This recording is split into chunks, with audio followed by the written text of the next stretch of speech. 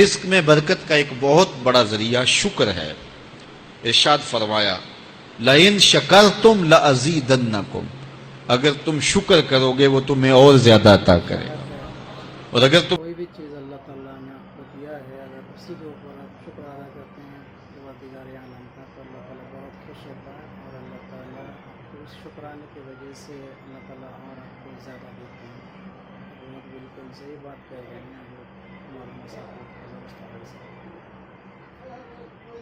اگر تم شکر نہیں کرو گے وَلَئِن كَفَرْتُمْ، کفران نعمت کرو گے، ان عذابی لشدید، تو پھر میرا عذاب بڑا سخت ہے۔ رزق کے اضافے کا ایک اور بہت بڑا سبب کہ اللہ تبارک و تعالیٰ نے جو چیز دیا ہے آپ کو اگر اسی کے اوپر آپ شکر ادا نہ کریں تو پھر پروردگار عالم آپ کو بہت بڑا سزا دینے کے لیے بھی تیار ہیں، اس کا فکر نہ کریں۔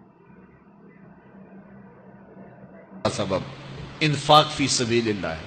اللہ فرماتا ہے جو تم خرچ کرتے ہو تو جو چیز تم نے نکال دی اس کی جگہ اللہ تمہیں اور عطا کر دیتا ہے۔ بعض کا ہمارا یہ ہوتا ہے کہ کوئی آدمی مالی بحران میں آ گیا تو وہ کرتا کیا ہے کہ جو راہ خدا میں دینے کا کھاتا تھا پہلے اسے کلوز کرتا ہے، یہ فلاں مدرسے کو دیتے ہو یہ بھی بند کر دو، یہ مسجد کو دیتے ہو یہ بھی بند کر دو، یہ فلاں غریب کو دیتے ہو یہ بھی بند کرو، حالات ٹائٹ ہو گئے ہیں۔ لیکن 5 گاڑیاں ہیں تو 2 گاڑیوں پہ گزارا کر لیا جائے، پیٹرول بچے، یہ نہیں ہو سکتا۔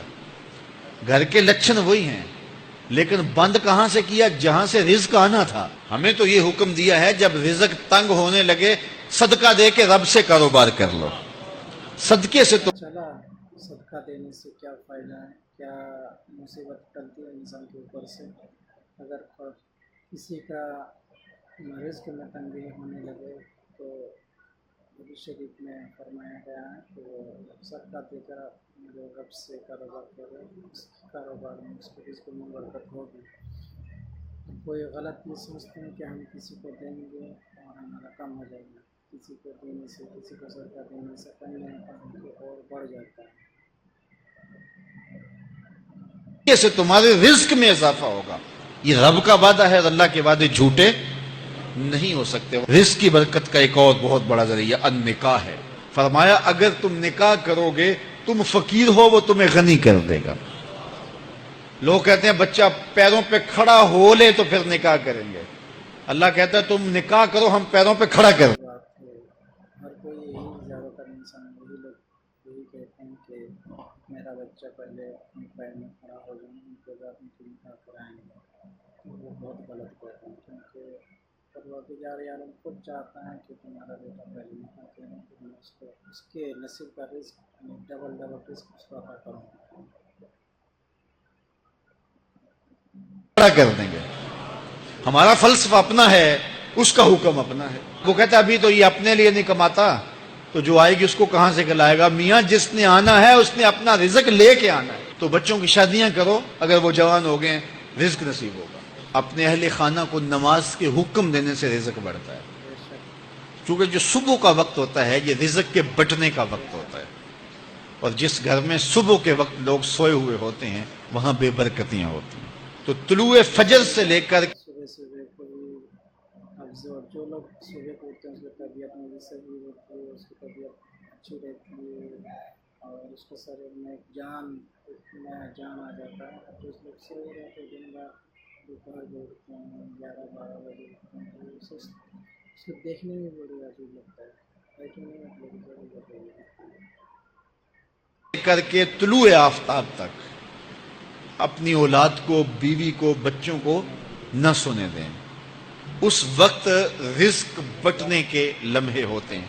کثیر دعائیں مانگیں، تلاوت کلام مجید پڑھیں، صحیح بات اور نماز فجر مرد حضرات مسجدوں میں جا کے باجماعت ادا کریں، اور گھروں میں جو ہے وہ بیٹیاں بہنیں مصلے بچھا لیں تو اللہ کی رحمتوں کا نزول ہوگا۔ اب ایک حدیث میں رزق کے اضافے کا ایک اور نسخہ ارشاد کیا گیا۔ میرے حضور نے فرمایا جو شخص یہ چاہتا ہے کہ اس کے رزق میں برکتیں ہوں اور اس کی عمر میں اضافہ ہو تو وہ اپنے رشتہ داروں کے ساتھ سلوک اچھا کرے۔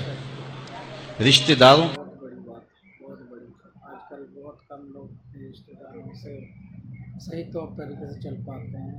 یہ اگر وہ صحیح طور طریقے سے چلے اپنے رشتے داروں سے تو اپنی زندگی میں بھی اضافہ اور رزق میں بھی ڈبل ڈبل برکت ملا ہے۔ یہ بات دوسروں تک پہنچائیے، دوسروں کو بھی سمجھائیے، اور اچھا میسج پہنچے گا۔ اگر آپ لوگ کو یہ ویڈیو بھی اچھی لگتی ہے آپ لوگ کامنٹ میں اظہار رائے ضرور دیجیے۔ داروں کے ساتھ اگر اچھا سلوک کرو گے تو پھر تمہارے رزق میں برکت ہو۔ غریب ہیں تو ان کی مدد کرو، ان کی بیٹیوں کی شادیاں اپنے ذمے لے لو اگر اللہ نے آپ کو وسعت دی ہے، ان کی پریشانیاں بانٹ لو، ان کا قرضہ ہے تو اتارنے کی کوشش کرو، ان کو مشکلات سے نکالنے کی کوشش کرو۔ تم ان کو مشکلات سے نکالو گے، اللہ تمہیں مشکلوں سے نکالے گا۔ تمہارے رزق میں بھی برکتیں ہوگی اور تمہارے مال میں بھی برکتیں ہوں گی۔ فرمایا بہتر صدقہ وہ ہے جو ناراض غریب رشتہ دار کو دیا جائے۔ اگر وہ پھنس گیا ہے، مجبور ہے، ناراض ہے، تو اس کو اگر دیں گے تمہارا نفس اس میں شامل نہیں ہوگا، تو یہ افضل صدقہ ہے جو ہر صورت میں قبول ہی قبول ہے۔ رزق کے اضافے کا ایک اور سبب الاحسان الی الضعفاء، جو کمزور لوگ ہیں ان کے ساتھ اس نے سلوک کرنا۔ الانفاق علی طلبۃ العلم، طالب علموں پہ خرچ کرنا، یہ بھی رزق میں اضافے کا سبب اور ذریعہ ہے۔ وہ حضرت بابا فرید نے کہا نا، چھٹا رکن دین کا روٹی ہے۔ گھر میں کچھ نہ ہو تو پھر نہ نماز اور نہ ہی دیگر امور کی لذت آتی ہے، تو یہ رزق فراواں اور وسیع اور مبارک نصیب کر دے اللہ۔ تو اس کے لیے ایک اور وظیفہ میں دیتا ہوں، اور وہ یہ کہ مغرب کے بعد 21 مرتبہ سورۃ الکوثر پڑھ لیں، کثرت ہو جائے گی انشاءاللہ۔